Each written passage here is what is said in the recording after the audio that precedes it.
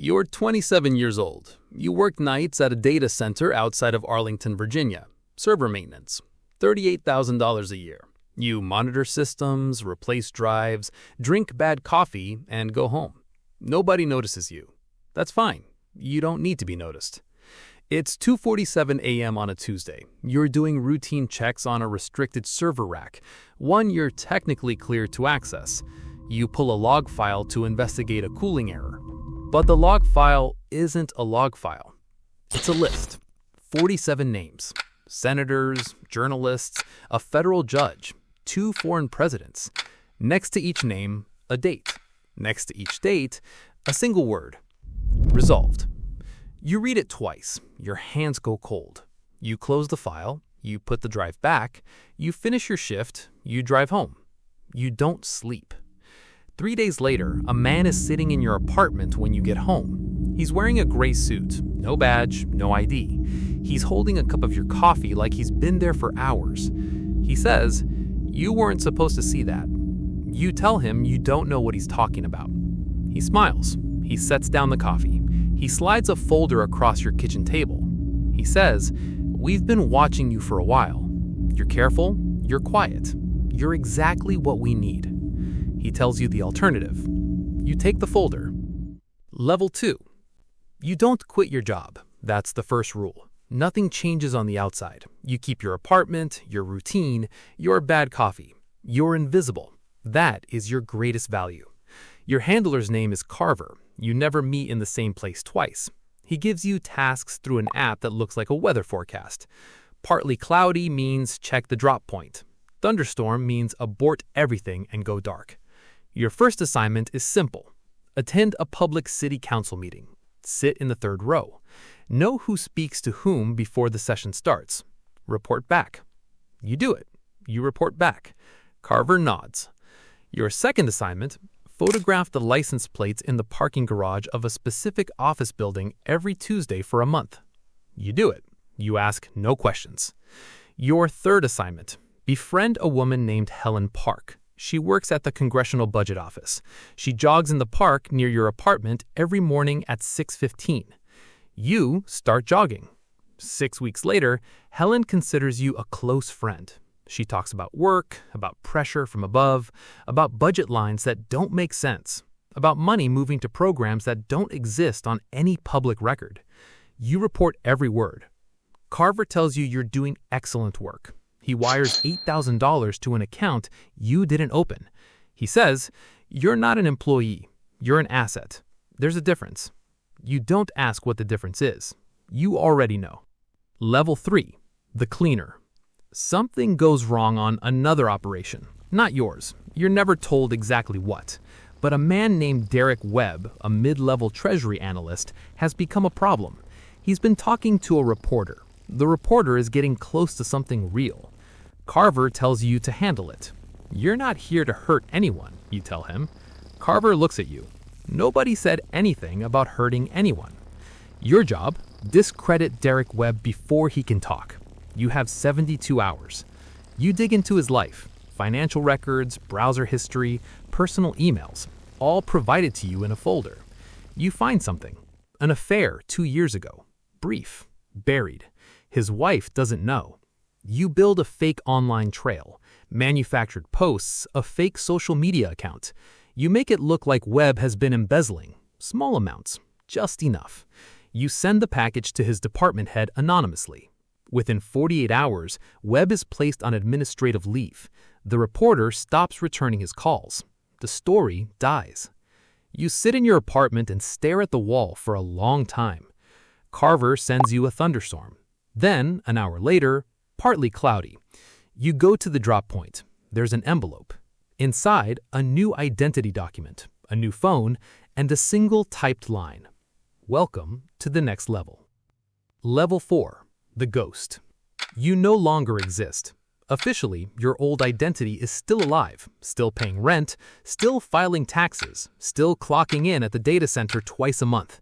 But that person is a shell, a costume you wear when you need to.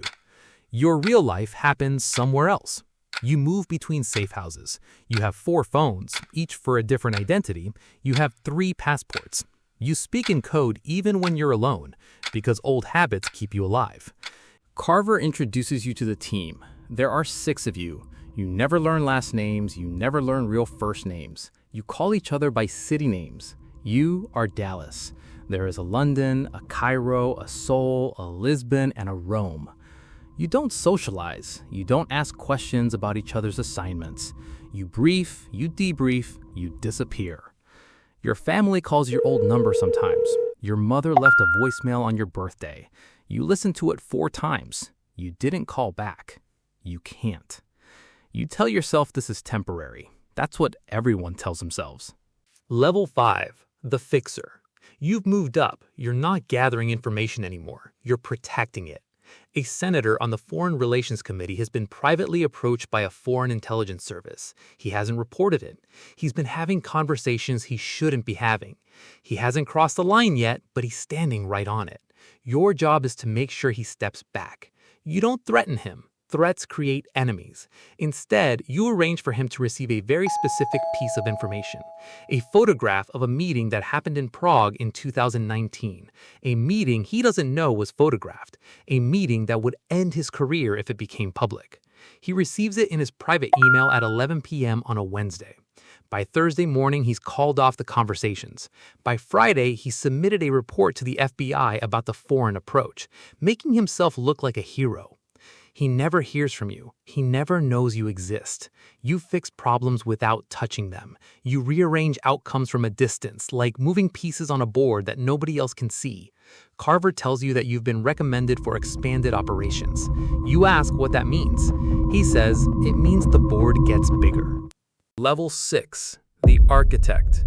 The board is bigger. You're no longer working domestically.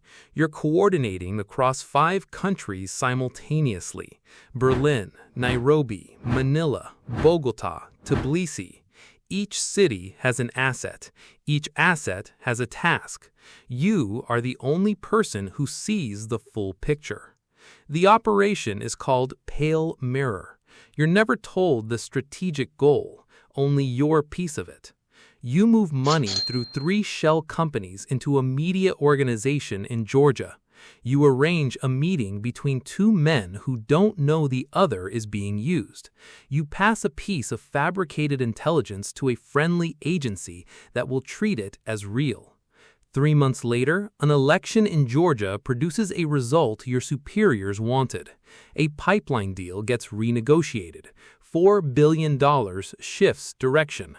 You never set foot in Georgia. You start to understand something. The world isn't run by governments. Governments are instruments. The real decisions happen in the space between institutions, in rooms with no cameras, in calls with no records, in operations with no names. You live in that space now. You haven't spoken to anyone from your old life in 14 months. You stopped counting the days after the first year. It's easier that way. Level 7, the director. Carver is gone. No explanation. One day, his contact protocol stops responding. His drop points are empty. London tells you, quietly, that Carver made a mistake, that he got too close to something personal. You don't ask what happened to him. You already know. His replacement is a woman who calls herself Strand. She's younger than you expected, colder than Carver, more precise. She tells you that you're being elevated. You're no longer an operative. You're a director. You now manage a network of 23 assets across 11 countries. You design operations. You recruit. You handle problems, which sometimes means you handle people. An asset in Manila has gone quiet. He missed 2 check-ins. You send someone to look. They find him. He'd been turned, flipped by a competing intelligence network. He'd given up 3 names before going quiet. 2 of those assets are already compromised. You extract them. The 3rd one can't be extracted cleanly. There would be exposure. Strand looks at you. You already know what she's about to say. You make the call. You don't sleep that night. But the next morning you get up, you make coffee, and you go to work. Because that's what this is now. Work. Level 8. The Council. You are invited to a meeting. Not a briefing, not a debrief. A meeting. In person. There are 9 people in the room. You recognize 2 of them from photographs: a retired 4-star general and a woman who spent 22 years running covert operations for an agency that officially doesn't fund covert operations. The others you don't recognize. They introduce themselves by function, not name: infrastructure, finance, media, judiciary, science. They explain what you are actually part of. Not a program, not a unit, a permanent structure. One that has existed in various forms since 1947. One that operates beneath every administration, every election, every transition of power. Presidents come and go. This room does not change. They tell you that you've been evaluated, that your work on Pale Mirror and 4 subsequent operations has been exceptional, that you are being offered a seat, not at this table, not yet, but in the room adjacent. You will be one of 12 people who implement the decisions made here. You will have resources you've never had, access you've never had, power that most people don't believe exists. You say yes. Of course you say yes. You stopped being the person who might say no a very long time ago. Level 9. The Machine. You are no longer a person. You are a function. You process operations the way a machine processes inputs. A government in Southeast Asia is nationalizing rare earth mines that your network needs for supply chain control. Within 90 days, their finance minister has been replaced, their central bank is under IMF pressure, and a more cooperative administration is quietly forming. You didn't do this, you directed it. 16 people moved to make it happen. Not one of them knows the full picture. Only you do. Your decisions affect millions of lives, and you feel almost nothing. Not because you're cruel, because feeling things is a luxury you quietly surrendered somewhere around level 5, and you only noticed it was gone long after it left. There is one thing that still reaches you. A name. Helen Park. The woman you befriended at the beginning. The jogger. The friend. You looked her up once, 2 years ago. She got married. She has a daughter. She still works at the CBO. She has no idea that the man she used to have coffee with was extracting her words and feeding them into a machine that quietly shaped the world around her. You close the file. You don't look her up again. Level 10. The Erased. It's a Thursday. Ordinary. You're reviewing operation summaries in a secure facility outside of Zurich. Strand sends you a meeting request. In person. Tonight. That's unusual. Strand doesn't do in person unless it's significant. You go. The room is one you've been in before. Clean. White walls. 1 table. 2 chairs. But Strand isn't alone. There are 3 people behind her. You don't recognize any of them. That, in itself, tells you everything. Strand sits down. She doesn't look uncomfortable. She looks like she's completing a task. She says, "You've been exceptional. Genuinely. I want you to know that." You say nothing. She says, "The council has determined that your exposure level has become a structural risk, that you know too much about too many operations across too many jurisdictions, that if you were ever captured or turned, the damage would be irreversible." She says this isn't a punishment. She says, this is maintenance. You look at the 3 people behind her.